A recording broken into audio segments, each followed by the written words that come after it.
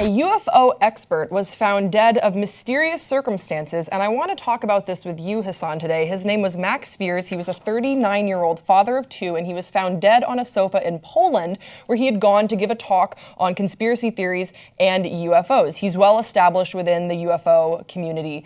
He was ruled to have died from natural causes, despite there being no post-mortem examination carried out on his body, autopsy. There was no autopsy.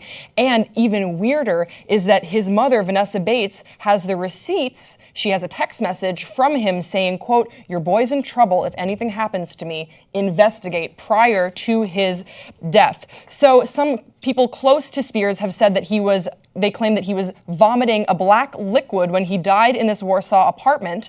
And then a friend of his says, quote, "A person has died here, and I don't think it's good enough that somebody who just took normal medication should end up vomiting, spewing black liquid, whatever it was. Shortly after that, whatever length of time it was, died." So a lot of the UFO chasers that are fans of his, that have followed his work, are saying that people that get too close to the truth about UFOs and the existence of a higher consciousness or aliens out there are bumped off by the Secret Service or the so-called Men in Black, loosely talked about in the film franchise, very loosely. So his mom has been speaking out against this. She says, quote, "Max was a very fit man who was in good health, and yet he apparently just died suddenly on a sofa. A lot of this is not adding up." Even eerier is that Polish authorities are refusing to release any paperwork to the family because, absurdly, she needs to get his written permission to get the paperwork about his death, but he's dead. Strange, right? With those more. Hold on, but that seems like just like a Polish oddity in the legislation.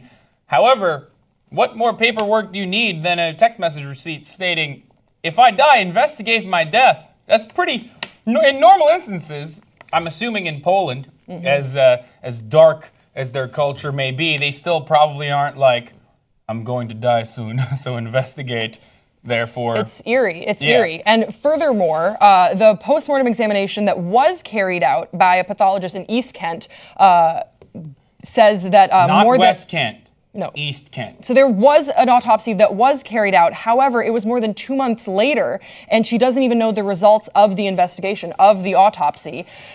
She also wants to add, this is again his mother saying, quote, "Apparently he had not suffered any obvious physical injuries, but he could have been slowly poisoned, which is why the results of the toxicology tests from his autopsy are so important." So his mom is really now sort of sounding the alarm, saying, "I need more information here. It's really strange that I'm being restricted in my access to information." Hassan, you know how I feel about conspiracy theories. I want to buy into this, that maybe he got too close to knowing the truth about aliens. What do you think? That's it. It's confirmed. Aliens are real. This person obviously came too close to the truth, and he suffered the consequences, and that's what happens. What do you think, when though? You're a truth teller. You think that's true? No, dude. I think is a very high likelihood that aliens do exist, or they might even be among us. Possibly not in the humanoid forms that we assume they are, because we're a bunch of narcissistic assholes as an entire organism.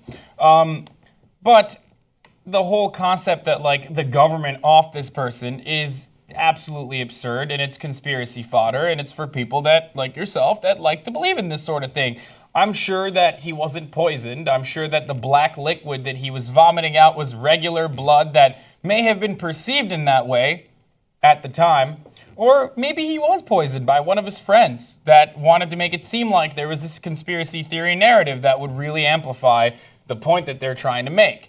And it's terrible, and it's awful that this person has died, especially because he's a father of two, but does that mean that aliens do exist? I don't think so. No matter what Hillary Clinton says to advance her campaign to make it seem like she's the cool, young, hip lady, and constantly is out there like, do aliens exist? I don't know, but we'll find out when I'm president. Like, that's what she does. I don't know if you knew this. I don't think aliens are in existence in the way that we think they are. Do you believe in sort of these larger government organizations, like these secret service organizations or the Men in Black? Do you believe that they are in existence, sort of guarding the information that we can know about aliens? No, I think that's absurd. That part is absurd.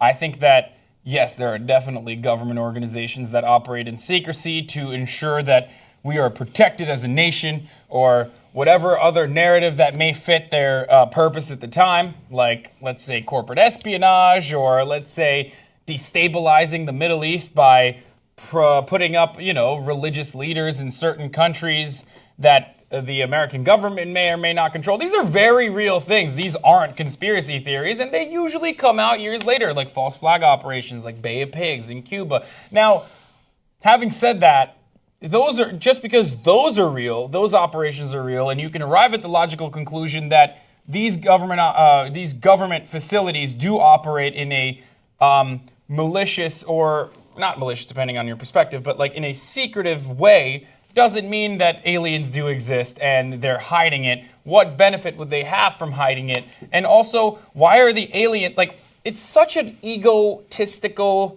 narcissistic perspective that humans have, that these people somehow have, these aliens somehow have access to the technology that would allow them to come here, but then they would abide by the rules of these puny humans? Do you think if ants have an existing hierarchy, they have an order, they have a structure, we're obviously way more advanced than ants, do you give a fuck what an ant thinks about you stepping on it? No. Just for fun, you sometimes kids even put a magnifying glass on an ant's colony or whatever. That's messed up. But the argument I'm making is, if there was life forms that made it out here to our planet, that means that they obviously have technology that is far beyond the advancements that we have come to as a society, and they're far more advanced than we are in general, and they're not of the same, they're not from our organism, like they're not humans. So why would they care about our planet, or why would they care about our existing social norms and be like, oh, you know what? Well, this government agency captured me somehow, and even though I'm a much more advanced species, I'm going to listen to them and sit in captivity here, even though I'm not a humanoid organism to begin with. Well, there is a lot to unpack from this video, so we want to hear from you guys in the comment section below. What do you think about this story? Do you think there is a conspiracy afoot? What do you think about aliens and secret government organizations? Don't forget to subscribe to this channel, and we'll see you next time on Pop Trigger.